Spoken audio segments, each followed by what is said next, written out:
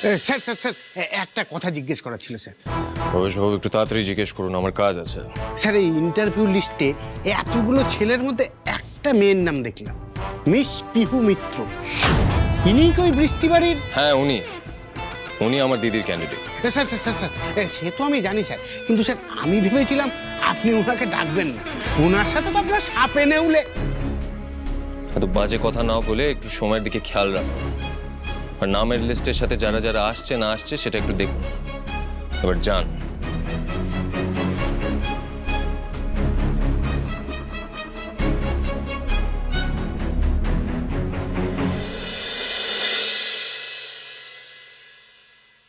তোমার কি হলো বর্দি? এরকম মন খারাপ করে বসে আছো কেন? নিশ্চয়ই দাদা ভাই আবার বকেছে না তোমায়? আবার বকেছে। আমি আগেই বুঝতে পেরে গেছিলাম। তুমি এরকম মন খারাপ করে বসো না বর্দি, আর দাদা ভাই বাড়িতে এসো, তারপরে হচ্ছে দাঁড়া। কি ব্যাপার তোর? হ্যাঁ, খুব সাহস বেড়েছে না? আমরাই নাকি ঋষির মুখের উপর কথা বলতে ভয় পাই, আর তুই বলবি ঋষির মুখের উপর কথা? কয়েকদিন বৃষ্টি বাড়িতে ঘুরতে গিয়ে খুব বদমাইশি করেছিস আর ঋষি কিছু বলেনি, তাই বলে এখন মুখে কথা ফুটেছে না? একটা ধমক খেলে তখন কাঁদতে কাঁদতে আমার কাছে আসবি। মোটেই না। আমি কেন ভয় পাবো দাদা ভাইকে? আমি কি কোনো ভুল করেছি নাকি? আর তোমরাই তো বলো যে বড়দের কথা শুনতে হয়, তাহলে তো বড়দি দাদা ভাই থেকে বড়, তাহলে দাদা ভাই কেন বড়দির কথা শুনলো না? কেন বড়দির মুখের উপর কথা বললো?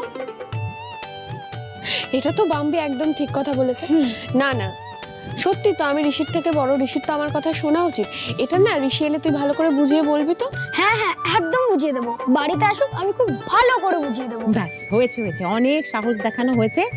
এবার তো হোমওয়ার্ক করতে হবে, অনেকটা তো বাকি পড়ে আছে। খুব তো ফাঁকি মারছো তখন থেকে। চলো।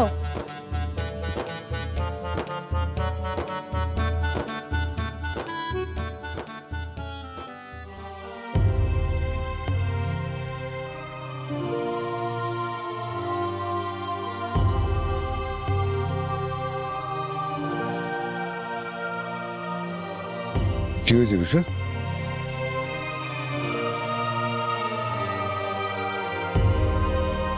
কি হয়েছে তো? এভাবে মনমরা হয়ে বসে আছিস কেন? ঋষির কথাতে খারাপ লেগেছে? না না কাকাই, মন খারাপ না। আমার না ঋষির স্বভাবের জন্য খুব চিন্তা হয়। ও তো আমাদের বাড়ির মেয়েদের ছাড়া অন্য কোনো মেয়েকে সহ্যই করতে পারে না। এটার কারণটা কি বলো তো কাকাই? তুমি তো নিজের চোখে দেখলে ও কারণে পিহুর সাথে ওরকম খারাপ ব্যবহার করলো। কাকাই, ঋষি তো আমার ভাই, ওর মনের কথা আর কেউ বুঝুক না বুঝুক আমি তো বুঝি। যতই আমরা সবাই মিলে ওকে ঘিরে থাকি না কেন, ও ভেতর ভেতর বড্ড একা। দেখো না, মেয়েদের নাম শুনলেই কিরকম ওর পায়ের রক্ত মাথায় উঠে যায়। কিন্তু এই স্বভাবটা তো ভালো না, এটা চেঞ্জ করা দরকার। আচ্ছা কাকাই, ওর জীবনে কি কখনো কোনো মেয়ে আসবে না? ও কোনোদিনও বিয়ে করবে না? আমাদের তো সবার জীবনে একজন লাইফ পার্টনারের খুব দরকার, বলো? ভাইয়ের কোম্পানিতে কোনো মেয়ে কাজ করতে পারবে না, এটা কোনো যুক্তি হলো? বাবা আর তার পার্সোনাল অ্যাসিস্ট্যান্টের জন্য এক মুহূর্তের মধ্যে আমাদের পুরো পরিবার ভেঙে যায়। আর তারপর বাবা যখন দেখে যে তার নোংরা মতে বাধা পড়ছে, তখন বাবা আমার মা, ব্রিজেশ আঙ্কেল, সুভদ্রা আন্টি, প্রিয়দর্শিনী সবাইকে খুন করতে একবারও তার হাত কাঁপেনি। দেখ রুষা, আমি তোর কথাটা বুঝতে পারছি। ঋষি যখন চাইছিল না, তখন তোর এত জোর করারই বা কি দরকার ছিল? শুধু শুধু তোদের ভাই বোনদের মধ্যে একটা ঝগড়া সৃষ্টি হলো। দরকার আছে কাকাই। তোমার কি মনে হয় আমি এমনি এমনি ভাইয়ের ইচ্ছের বিরুদ্ধে গিয়ে এই কাজটা করেছি? কাকাই, আজকে এই যে তোমার সামনে আমি সুস্থভাবে বসে কথা বলছি, সেটা শুধুমাত্র পিহুর জন্য। মানে? আসলে আমার জন্মদিনের দিন একটা বড় অ্যাক্সিডেন্ট হচ্ছিল।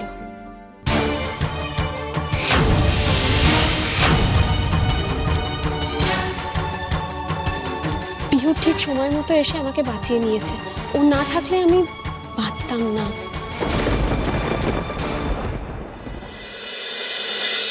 কোথায় যাবেন আপনি? Hindustan road Hindustan road? কত নম্বর হিন্দুস্তান রোড? অনেক বড় জায়গা। 35। হিন্দুস্তান রোড না হিন্দুস্তান পার্ক? আমার মনে হয় হিন্দুস্তান পার্কে ছিল। 35 হিন্দুস্তান ক্লাবও আছে, একটু ভেবে চিনতে বলুন কোথায় যাবে। কি বলছিস কি তুই রুষা? হ্যাঁ কাকাই, সেদিন পিহু ভাগ্যের সময় মতো চলে এসেছিল, তাই আমার কিচ্ছু হয়নি। এত বড় একটা ঘটনা ঘটে গেল আর তুই চুপ করে গেলি, আমাদের কাউকে কিছু জানালি না, সে কি রে? কি বলছিস কি রুষা? শুনে তো আমার ভয়ে হাত পা ঠান্ডা হয়ে যাচ্ছে। সত্যি পিহু যদি সময় মতো না পৌঁছতো তাহলে কি হতো বলতো? আমি এবার বুঝতে পেরেছি সেদিন হঠাৎ ঋষি এসে ওর সালোয়ারটা চেঞ্জ করিয়ে শাড়ি কেন পরিয়ে দিতে বললো। এবার বুঝতে পেরেছো কাকাই, আমি কেন ভাইয়ের ইচ্ছের বিরুদ্ধে গিয়ে পিহুকে এখানে ডেকেছি? কেন আমি জোর করে বলেছি যে পিহুর ইন্টারভিউটা যাতে নেওয়া হয়? দেখো কাকাই, কোহিনূর রাজবাড়ি আমাকে গিফট করাতে পিহুর ওই গাইডের কাজটাও চলে গেছে। এখন ওখানে তো আর কোনো কাজও নেই। বৃষ্টি বাড়িতে ও কি করতো বলো তো? ওর তো একটা কাজেরও দরকার। আর যখন আমি দেখছি যে আমাদের কোম্পানিতে ভ্যাকেন্সি আছে, আমি চাইবো না মেয়েটা সুযোগ পাক। তুমি বলো না, আমি কোনো ভুল করেছি? না রুষা, তুই একদম ঠিক কাজ করেছিস। আমি যদি তোর জায়গায় থাকতাম সেম কাজটাই করতাম। এ ধরনের মেয়ের জন্য সত্যি আমাদের কিছু করা উচিত।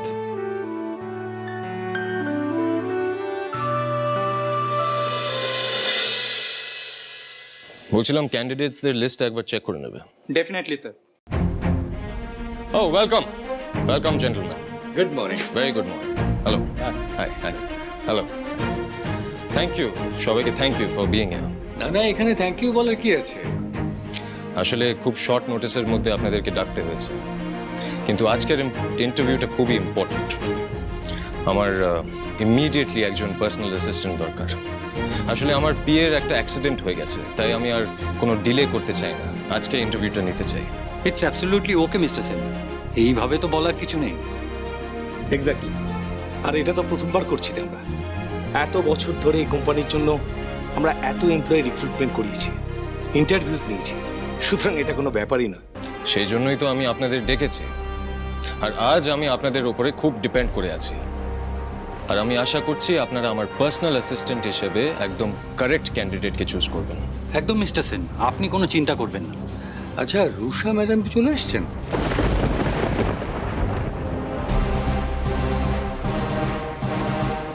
আসলে আজ উনি প্যানেলে থাকবেন না।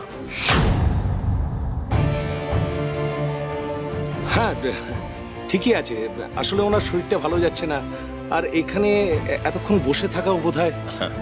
হ্যাঁ, সেই জন্যই তো আজ আমি আপনাদের উপরে এতটা ডিপেন্ডেন্ট। আমি জানি আপনারা আজ যা সিদ্ধান্ত নেবেন সেটাই ফাইনাল ডিসিশন হবে। তাই আমি আপনাদের উপরে আশা রাখছি যে আপনারা আমার জন্য পার্সোনাল অ্যাসিস্ট্যান্ট হিসেবে বেস্ট ক্যান্ডিডেট চুজ করবেন। ডেফিনেটলি। আসুন, আপনারা আসুন প্লিজ। ফোন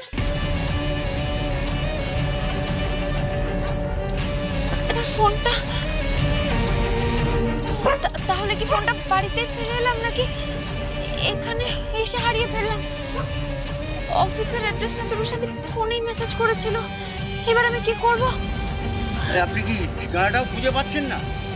আরে কোন অফিসে যাবেন সেই ঠিকানাটাও আপনি জানেন না? আরে কোথায় যাবেন সেটা তো বলুন।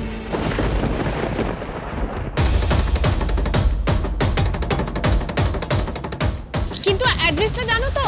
35 হিন্দুস্তান রোড। 35 হিন্দুস্তান রোড। আর মাত্র 10 মিনিট বাকি।